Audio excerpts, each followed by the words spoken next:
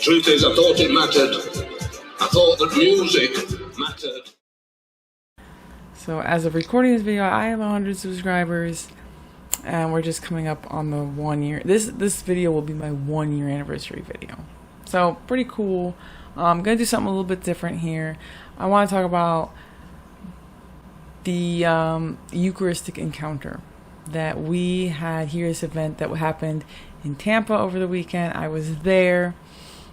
It was absolutely amazing, and I think it's relevant for this channel because, so this is a Christian channel, you know, first, but I talk about rock music, so it's kind of a little unique niche that I'm trying to get into. So if you're watching this, you know, I think that you're probably Christian and you probably like rock music. So I think that you can appreciate my personal perspective of this event, because what happened was this year it was really big. There was 12,000 people and they held it in this arena. Okay, so the arena is it's like for hockey games. This is where the Tampa Bay Lightning play. Just recently changed names again, so it's now the Benchmark International Arena, but it was, you know, like last week it was the Amalie Arena, and then before that it was the St. Pete Thames Forum, and before that it was the Ice Palace. So I'm not a sports person, you know, but I've only ever been to this place for concerts. So that's kind of my perspective, is coming from my background of being pretty much a concert addict. I quit jobs to go to concerts. Like if I couldn't get a day off or whatever, I moved to different states. I hitchhiked. I sold my school books. I ran multiple cars into the ground, just not caring if it was leaking, what it was leaking, you know, if it was overheating and I had to stop every 45 minutes and let it cool down, or put oil in it. These are the kinds of things. And I was just like, well, I gotta get to the show. And like nothing was gonna stop me. I lived in my friend's parents' basement, you know, and I ate like half a peanut butter jelly sandwich every day. And it was just by choice, because I just needed money for concerts, and it was like a drug addiction, but maybe without being physically addictive. But anyway, it was a problem on just a natural level of like making bad life choices because this thing was so important to me. But on a spiritual level, very bad. This is my religion, you know, like I don't need church. I have concerts, you know, and David Draymond, I love him. I was so obsessed with Disturbed and David specifically because of his attitude. But the one thing that we all have in common, no matter what faith we subscribe to, is that within the physical shell that is our bodies resides a human soul. And within the soul of every human being on this planet, music resonates. But that's kind of my background. Super sinful, you know, and blasphemous, you know, really. So, to just be like that, and yeah. So this brings us to now. The Eucharistic Congress. So I'm just gonna kind of go through it and give you my how this went down. All right, so because at first the news came out about this. It was months in advance. I want to say it was like the beginning of the year or something. I saw it in the diocese newsletter that comes out every week, and I just saw Matt Maher, and I'm like, hey, Matt Maher, I love Matt Maher, like Amalie Arena. I'm like, cool, Matt Maher at the Amalie. I'm in, you know, and it was like Bishop Parks is going to be there. I'm like, cool, the bishop's going to be there. That's awesome. You know, Eucharist, I love Eucharist. I'm like, sign me up. And then like, turns out it's free. You know, it's free because these people that put it on, it's just free. You know, you just have to sign up. And then like a group from church kind of started organizing, like, you know, we're going to go together in a bus and stuff. So we're going to take the church bus and like bus us in there and stuff. So like, all right, cool, yeah, man. And then it wasn't until 2 days before, so it was like Thursday, and then like the group leader of this church group, she's like sending emails out about the event, and she's like, yeah, we got parking, and we're going to be parking in, the Morgan lot, and it's going to be off of Morgan Street. It's right across from and that's when I started kind of putting the details together in my head, and I'm like, oh yeah, Morgan Street, yeah, that's right, it's right there, and I'm like seeing it in my head, I'm like, oh. That was when it hit me that like this was going to go down. Like, I'm like, this is going to be, we're going to have mass in Emily Arena,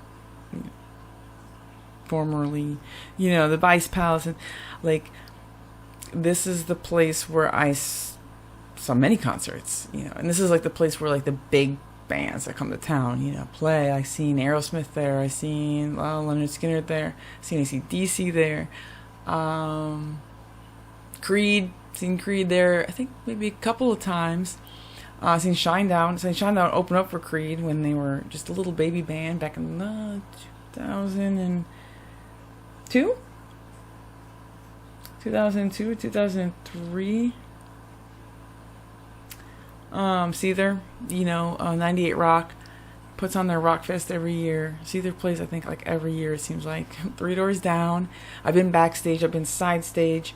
I've been out back. I know, like, I could see the 360 of this arena in my head, like, I know right where the buses park, because I've been out there. I seen Korn there. I've been out there and got Jonathan Davis's autograph, out there waiting by the buses, Disturbed. But there's one person that was always there, and that's Medicine Man, right? He's like he's like a local legend, because he's at every single concert. If you go to a rock concert, he's there. Anywhere within where like 98 Rock's like frequency range is, he's going to be there. So that was one thing. It was kind of sad that I didn't see him. I was like, there's no Medicine Man here. So I just, if by chance, by the power of the Holy Spirit, this video reaches you, Medicine Man, if you're seeing this, I just want to personally extend an invitation to you for next year for the Eucharistic Encounter, if there's another one. I'd like to, invite you to come check it out, because we missed you. I missed you. I'd like to see you there. All right, we're gonna get into it. What happened here? It was a fulfillment of everything that I had been longing for. I mean, just to cut to the chase, it was the mass. It was the mass that was what really blew me away, because of what it is. It's like I said, this is a fulfillment of everything, everything that I was trying to obtain, and the reason that I was so crazy and did all those crazy things that I was just kind of outlining, because the thing about the live experience, you go to see a band that you love and you want to see them live, it's about wanting to engage with this thing, the music, that you feel like it touches your soul. At least for me, this is why I took it so seriously like I did. Because for one, my soul obviously felt like a lack of religion and needed that in my life. And so rather than I'm going to church, that sounds boring, like just kind of superimposed, and that's where the grave sin comes from. I was just like, God, I have fill in the blank, drummer, guitarist, bassist, singer combination, right? With fill in the blank new album or whatever that they're touring on, with fill in the blank, co-headliners or whatever, but you go there and you're hoping to touch this thing, right? And it's not just the band, right? If it was just the band, I would be obsessed with staying home and listening to the CDs. It's the song. It's the song coming alive. It's the song coming down off of the stage, and your you know, their energy is feeding the room. The room is responding back. I was really big into the mosh pits. I love getting into the mosh pit because you can react to the music in a way where you're touching the other people that are there. Like, the concert isn't the concert without the crowd. Like, the crowd is there, and like it's like the camaraderie. And I don't know if like kids in this new generation even have the same appreciation, because I feel like they don't. But like in my generation, it was very much, that's how it was. You know, it was like the crowd, the band, the whole thing. You want to touch this thing that touches your soul. All right, so fast forward now to the Mass, which is the ultimate, you know, real deal. You know, and just coming to realize like all of that was fake.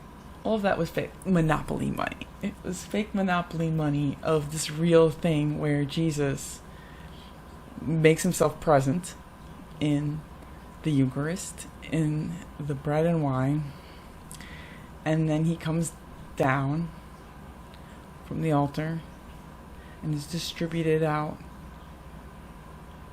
by the priests, and we commune with God, and we touch God, and he dwells in our soul. And not only that, we are now in communion with each other, you know, and so every single person that receives communion is one with God. So we're one with each other, and it's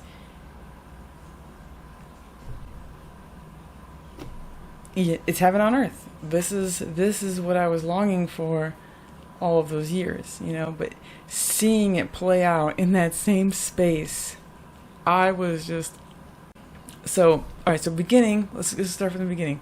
So we prayed the rosary, you know, they had another speaker come out and he did some healing prayers and stuff, and then while that was going on, I'm like looking at the stage, and you can see them setting up for Mass, you know. I'm like, how many times have I been here? And you have the opening band, and then you have like the next opening band, and then like, you know, it's getting closer to like the band that you came to see, and then there's like longer and longer interludes, and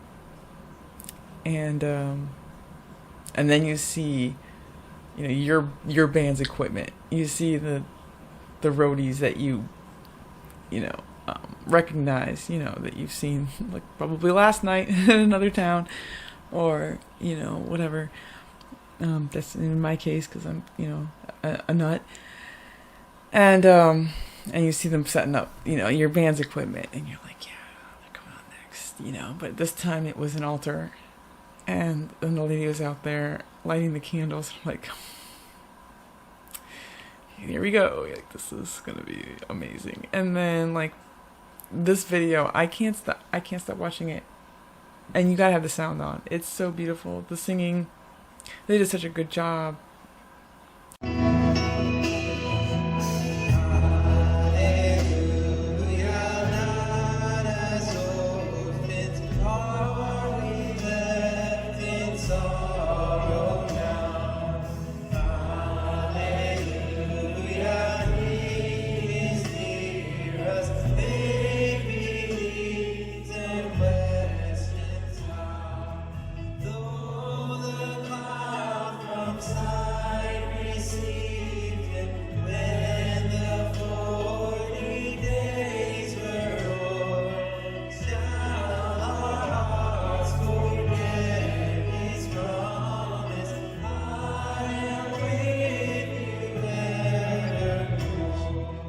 It was probably the most beautiful thing I ever seen in my life.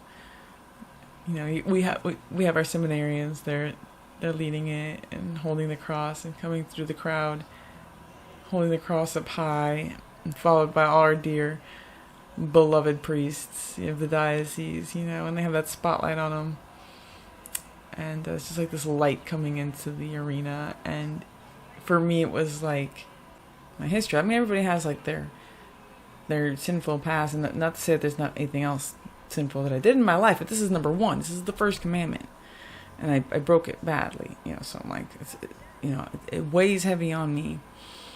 And to see that scene, and just, it was just the light of Christ coming into and redeeming for me, like, this is like the darkest part of my history, you know. It was like, like I said, I just was completely like a mess. And while I was taking this video, it was just tears streaming out. I was like, I can't even do anything about it because I'm holding this camera, like, whatever. And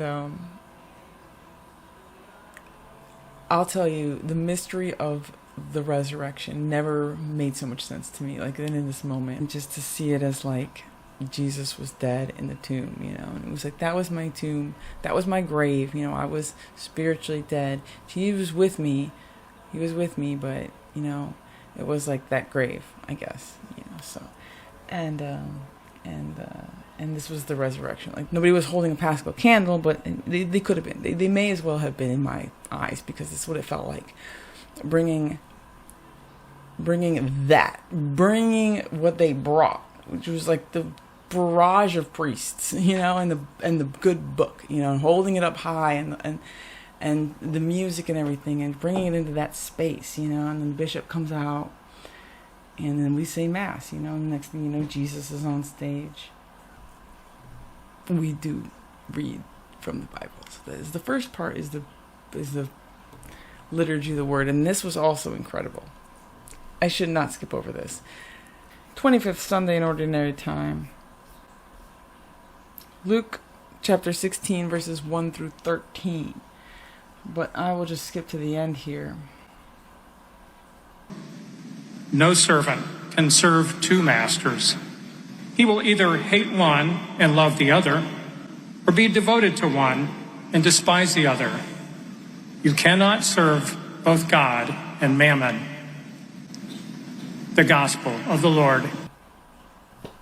I'm like, wow. Isn't that relevant? I'm like, that's relevant. I'm like, because that's exactly the scripture verse that comes up every time I kind of contemplate this and try to think, like, I'm looking at Jesus and the monstrance on the stage. Oh, I can never go to another concert here. Like, I can't. Who's gonna top that? That's pretty much how I feel.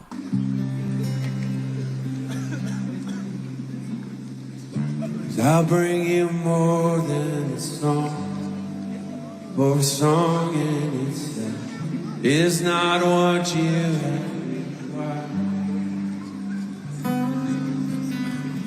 You search much deeper within, through the way things appear. You're looking into my heart. I'm coming back to heart of the world, and it's all about you. It's all about you, Jesus. I'm sorry, Lord, for the thing I made. When it's all about you, it's all about you.